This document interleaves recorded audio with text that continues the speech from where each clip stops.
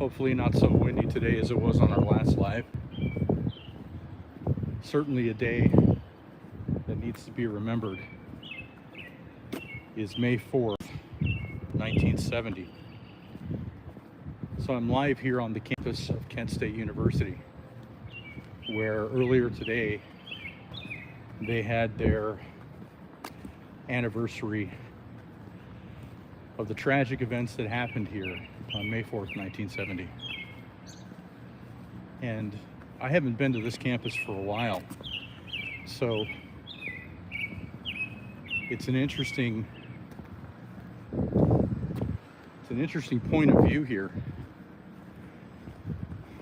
When you look around at this university and you think back to the events of that day, you don't get any consideration for the terrain that happened here at Kent State. I apologize for the wind again, but hopefully it's not going to be too bad. So let me turn around and show you.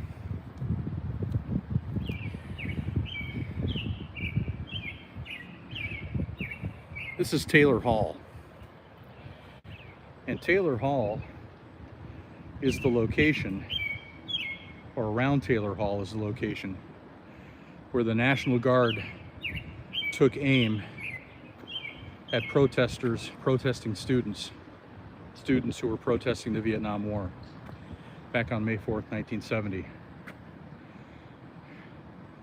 Thank you, Mima.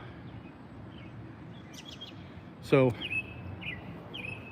it's difficult to kind of put the perspective on things for you, but I'll do my best.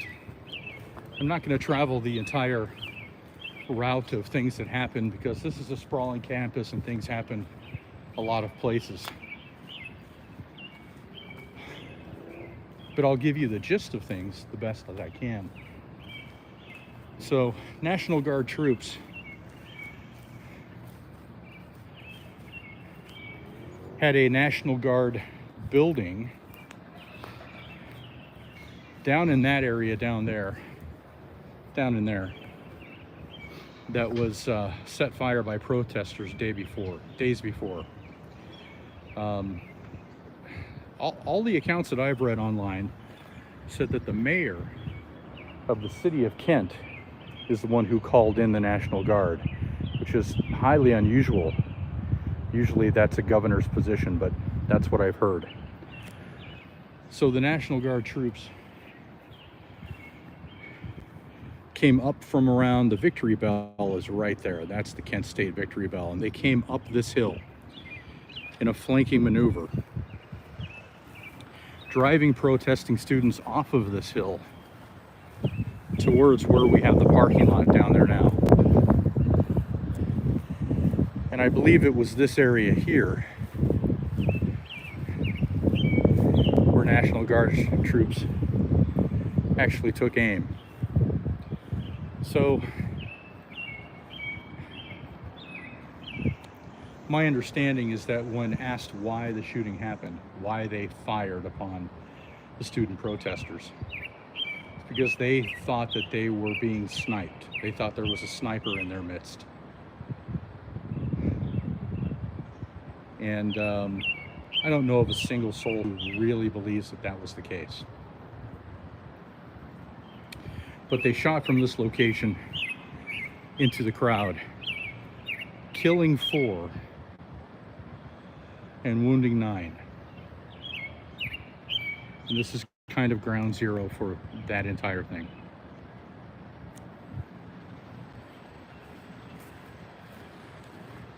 I will take you over to a couple of the markers to show you.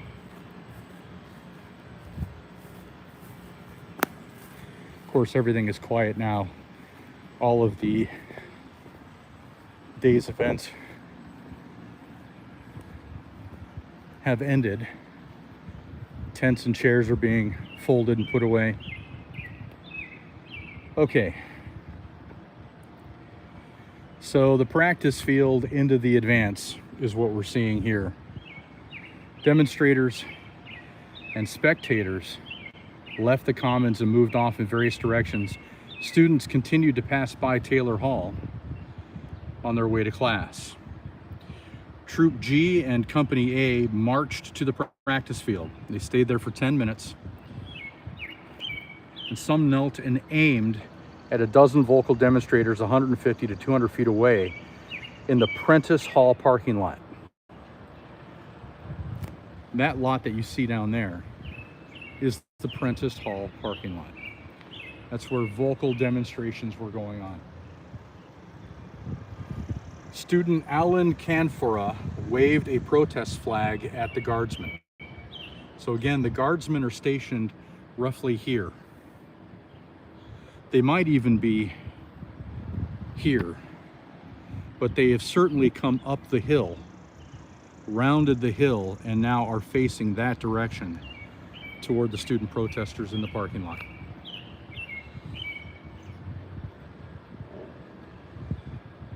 Leaving Company C stationed between Taylor Hall and Prentice Hall, Major Jones easily walked past demonstrators to the practice field. Your practice field somewhere in that direction. General Canterbury conferred with Jones and the officers. Canterbury then ordered the troops to retrace their steps up Blanket Hill. Here's Blanket Hill. So they come up the hill, and now they're residing and pointing. As the guard marched up Blanket Hill, members of Troop G clustered and looked back toward Prentice Hall. Again, that building over there is Prentice Hall.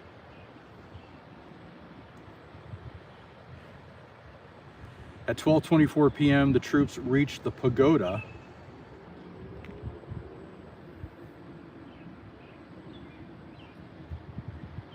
Guardsmen on the trailing edge of the right flank, mostly from Troop G, wheeled 135 degrees in unison to face the parking lot.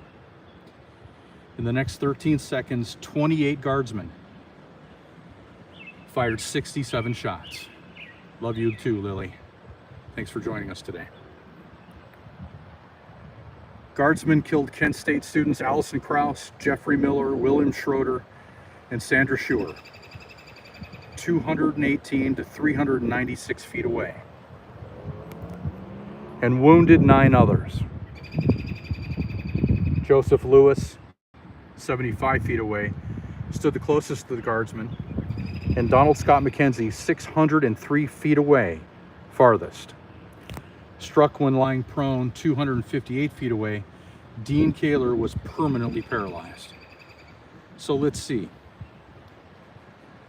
We are at the pagoda.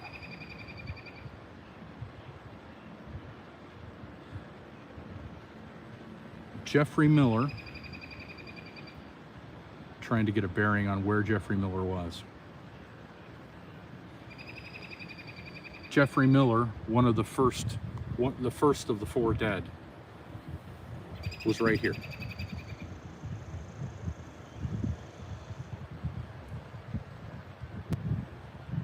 William Schroeder was here. Hi, Brenda. Miss you. Thanks for joining in. Allison Krause. See if I can get a bearing for Allison. Allison was roughly there. So you can see the markers that they have, and we'll go down and look in a minute. Those markers flank the spots where the students were killed by the National Guard. And Sandra Schuer was there. Let's head down towards the next plaque and we'll talk about it.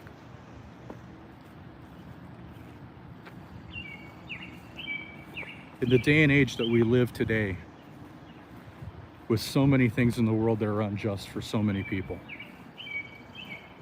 whether you agree or disagree with what happened on May 4th, 1970, you have to at least think about those people that ended up dead because they were protesting something. They were protesting a war they didn't believe in, Sorry for the wind. The biggest part of the protest happened because the United States, not just that they were in Vietnam, but that they had invaded Cambodia. Protests were happening around the country. But when the United States went into Cambodia, protests ramped up again. Oh, please, Mr. Wind, go away.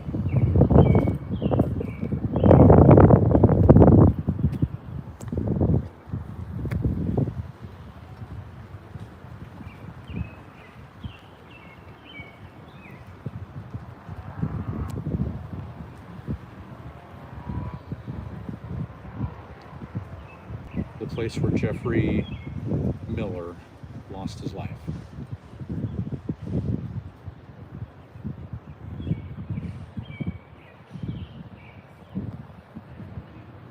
Where Alison Krauss lost her life.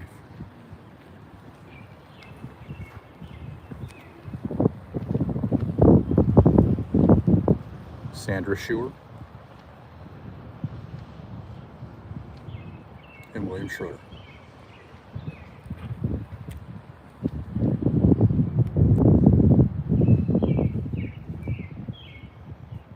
Hey, John. Can you guys go up and stand by that pagoda at the top of the hill for me? Yep.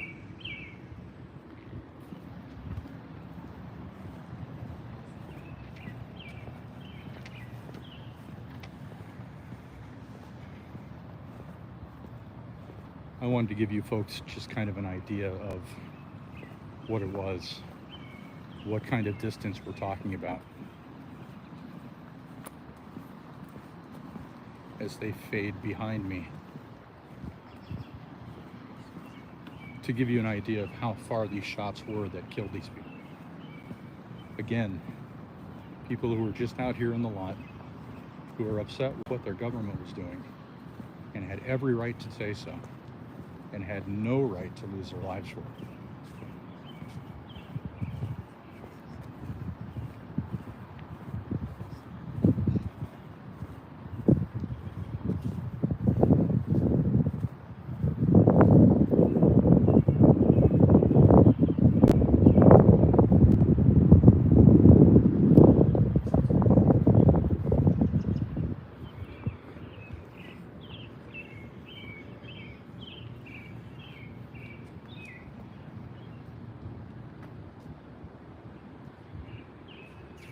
Well, Megan, to say it was a peaceful protest, yes and no. That's an excellent question, dear. It started off, yes. Hi, Sam. Great to have you here. Thank you so much for the kind words. I appreciate it. Barberton, love that place. So did it start off peaceful? Yes. But as with all protests, when you put law enforcement, especially National Guard, involvement with it, things can get out of hand, and they did. But what was even worse is that many of the students, and this all happened all over campus, behind this building, and then around the corner and in this parking lot, there were so many students that were backed into a corner and they had no escape route. I wanted to show you guys this. So did it turn to not peaceful? Sure, there were rocks thrown. Hi, Vicky. Yes, Vicky. You are part of our family and you know it well. So I wanted to show you how far away little John and Randy are. They're so far away that I can't even focus in on them. That is where the shots rang out from. And this is the perspective. And this is where she was hit.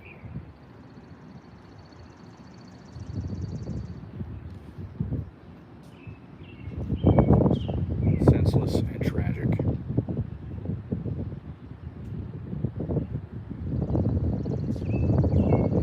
If I'm not mistaken, and generally speaking, I'm not. Just ask my wife.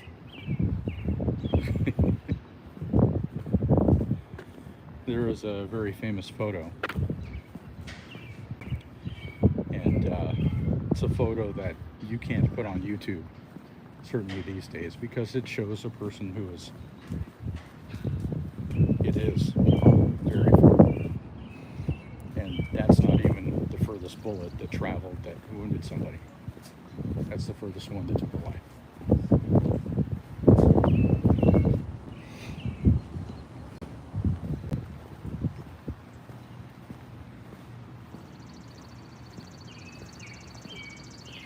Here is a famous photo of a young woman kneeling next to somebody who was killed.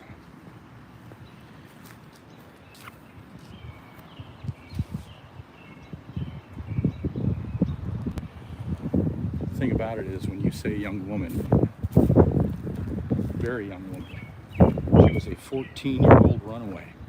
She lived in Florida, and she had some bad experiences down in Florida, so she ran away. Nobody knew where she was until that picture of that location of her kneeling next to somebody who was killed showed up. I wanted to kind of back away from everybody, because everybody deserves to have their time with nobody around and giving them any cause for pause.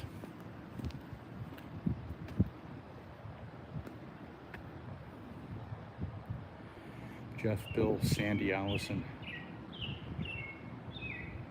your cool age lives on.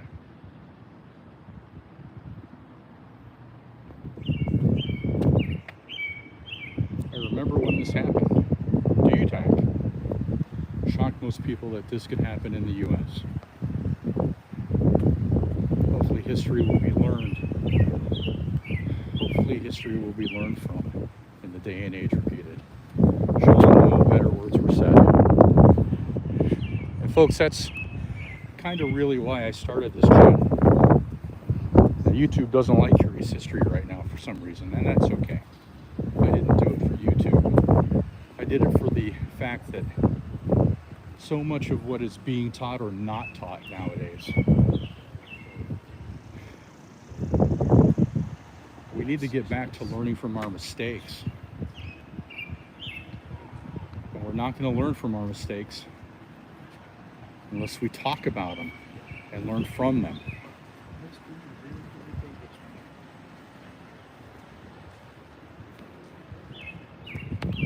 So guys, sorry to put you on TV right on the spot. We are some tired three amigos. We've been prancing all over the countryside lately, and we're only halfway there. You all right with that? Whole world. You guys know Little John and Randy, and we made a video today that we're going to be editing here soon, but we were kind of in the neighborhood. And being the day that it was, rather than May the 4th be with you day, we decided that today would be a good day to come out and pay our respects and show what happened and talk about it, at least. What's really cool is that Kent State has put up these to kind of give everybody an opportunity to walk around and see what happened. So if people aren't going to talk about it, at least they're going to run into it.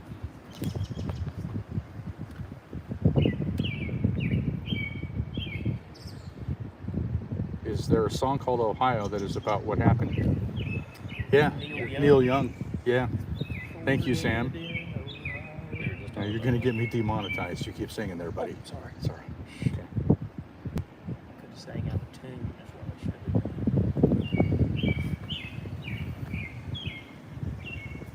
Student Allen Canfora waves a black flag of protest 150 away from the kneeling guard. So imagine that.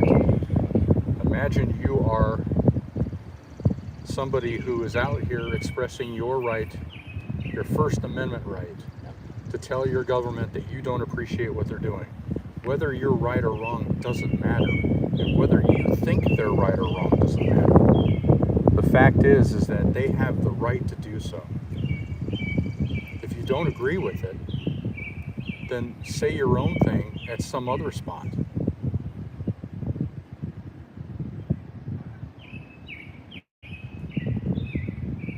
There's the general huddling with his officers.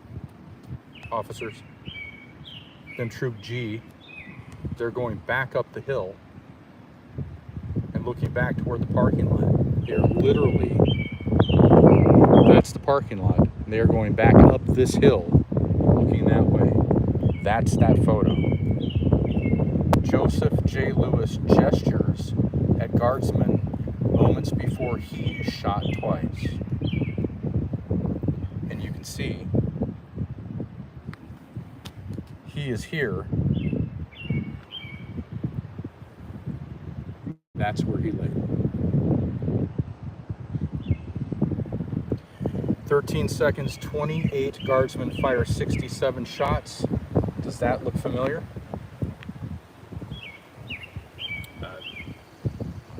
Megan, those are always there.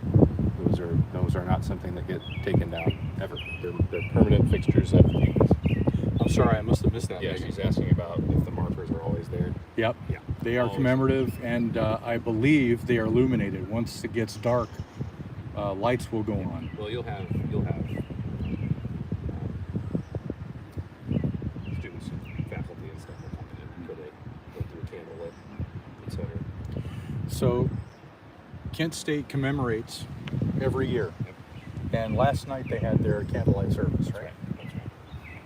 And it's just awesome that they would remember something so important. Okay.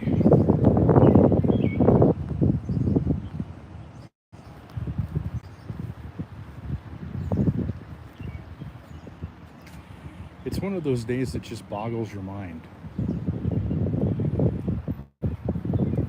You have 9 people who were wounded, one who was paralyzed for the rest of his life. What makes our country amazing is our right to question our government, freedom endowed us by our Creator, not the government. Amen, Sean. And I don't care what side of the fence you sit on, but there is so much corruption going on right now. I think it's up to all of us to question it. But, you know, I've never been political, but I'm not standing on either side of this fence, folks. You're probably feeling it just as much as we are in the Curious History House. Sometimes it's tough, and right now it's very tough. I'm trying to shield against the wind, and it's not working. So what you see here, I'm sure that those 4 people, when they woke up on the morning of May 4th, 1970, I'm pretty sure that they got dressed, put their pants on, ate breakfast, did all the things that you normally do, and had no idea that it was going to be the last moments of their lives.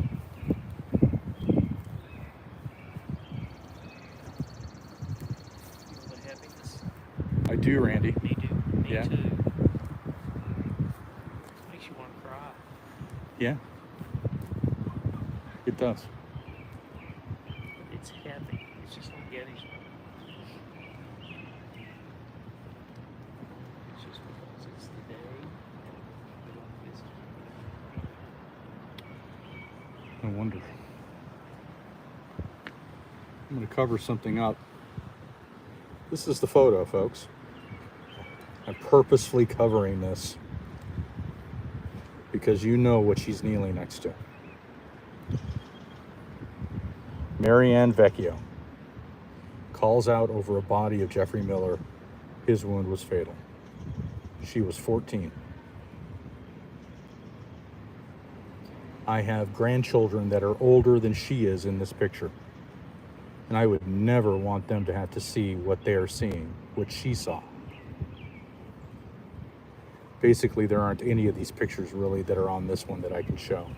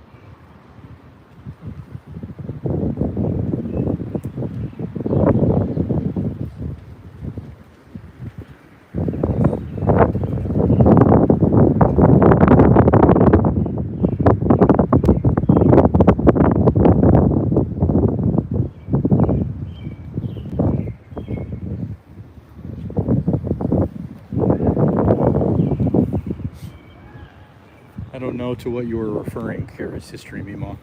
I know it's starting, the wind is picking up. We're having zero luck with wind this week. It's just too stormy here in Ohio.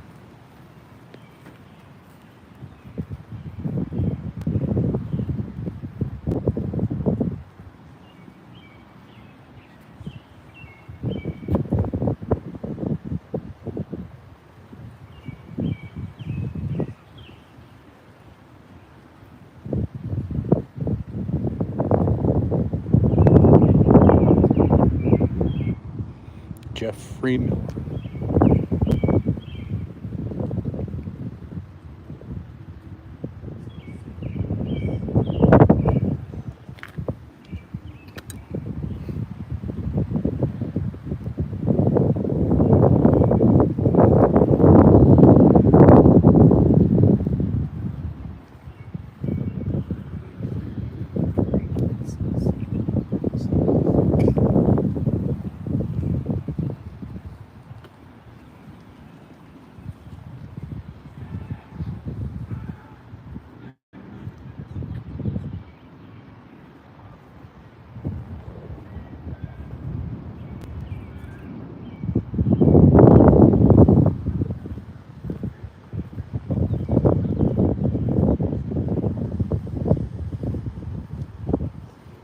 Good question.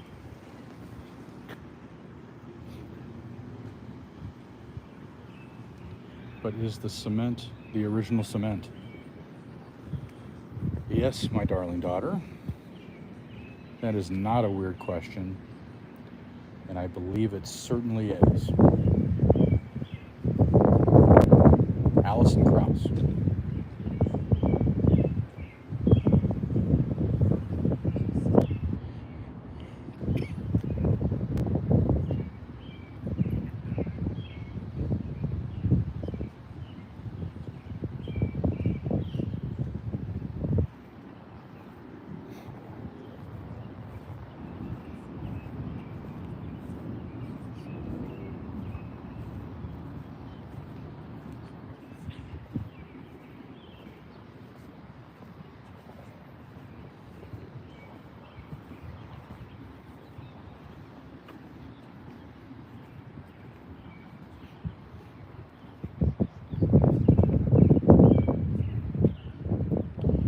William Schroeder.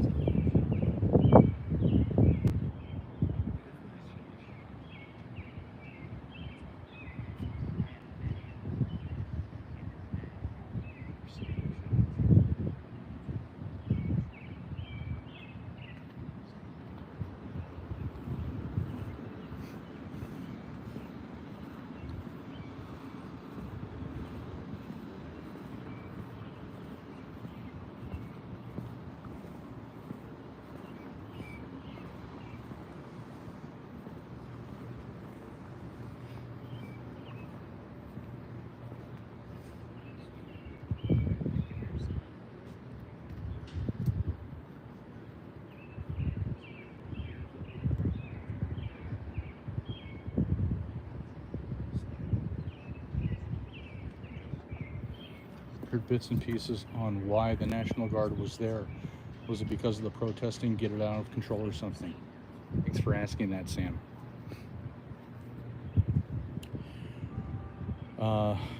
Well, it's a difficult question to answer. I can tell you this. What's documented is that the mayor of Kent, mayor of the city of Kent, was the one who called in the National Guard. And it was because he was afraid that the protests were going to turn violent. By the way, this is Sandy Shore.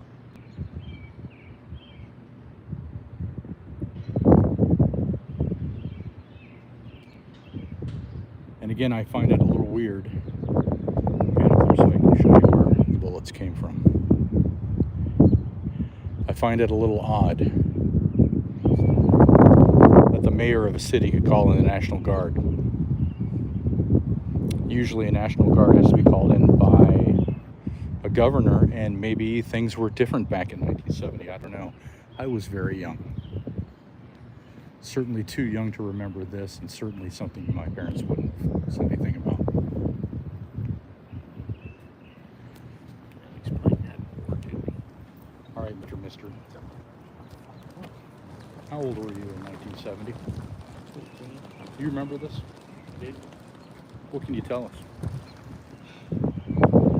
well, I just, I remember how, how tragic it was that, 4 kids were shot basically for nothing. They changed classes, and, a peaceful demonstration turned into a killing spree. I mean, that's all you can call it. And I mean, read the first paragraph of that right there. That tells you pretty much what our government thought. They thought the misfits were still here in this country, while the men of the country were dying in Vietnam for nothing. Again, but we started with Vietnam. Yes, sir. I was too young. I did sign up for the draft. I suppose if my number would have come up, I would have went. But that still doesn't change my feelings. This is wrong. Just wrong.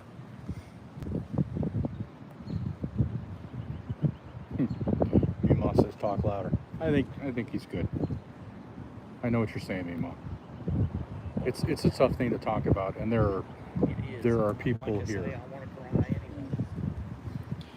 In 1970 at West Point, Vice President Agnew, Spiro Agnew, said some glamorize the criminal misfits of society while our best men die in an Asian rice paddies to preserve the freedom which most of those misfits abuse.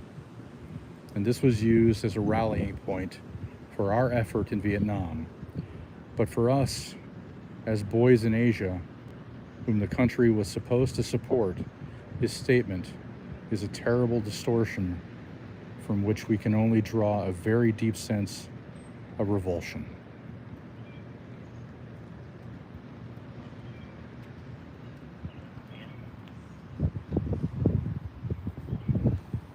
Okay, Sorry. it's all right. Donna, do you remember it? What do you remember about it? Where were you? How did you find out this day happened? Or what was happening on this day?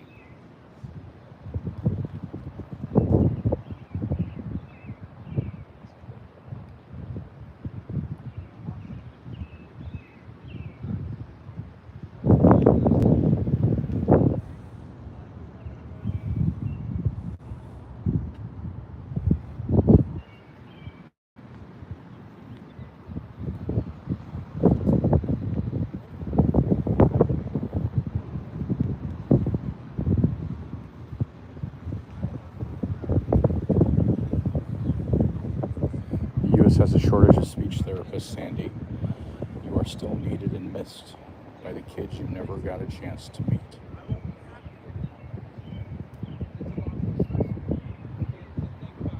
Well, there's this war going on. There's this other stuff happening in this place, John.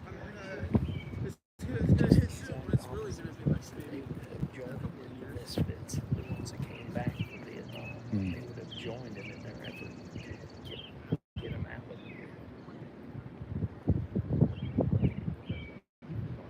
Yeah. He was going to get the soldiers out of Vietnam.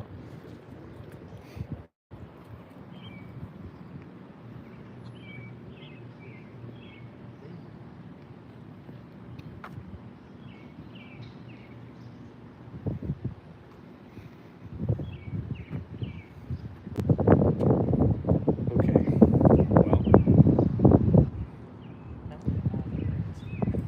Well, sorry.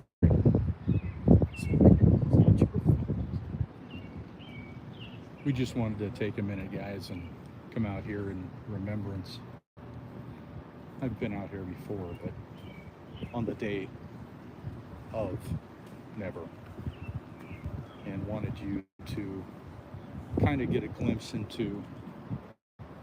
My recollection is vague because I was only 14 in the 8th grade, but I do remember some. Yeah, Vicky, I'm a little bit younger than you, and I don't remember this day, but I do remember when I heard about it for the first time. I was in grade school, and I happened upon that famous picture, and started reading up on it. The day started with the National Guard building being burned. So, Megan, getting back to what you were saying, was it a peaceful protest? It's so hard to say yes or no to those kinds of things, sweetheart. We are dealing with a lot of anger. A lot of people were very upset with what was going on. They knew that the National Guard was in town, and they were showing their anger by burning down that National Guard building. And so now you have the National Guard, who are college age young men, who had their dander up because of what was going on. And it spiraled out of control from there.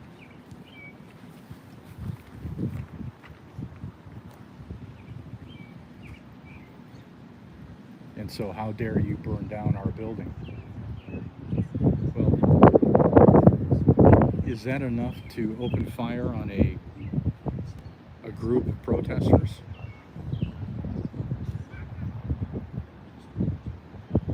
I don't think so.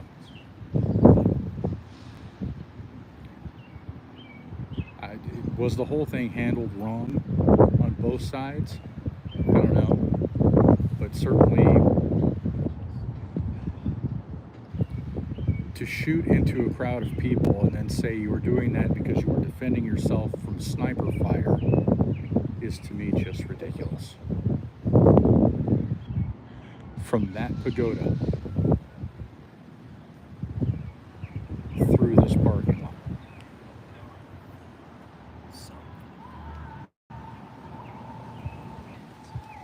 And many of these students were merely going from one building to another to get to their next class, and just happened to be in the wrong place at the wrong time. Okay.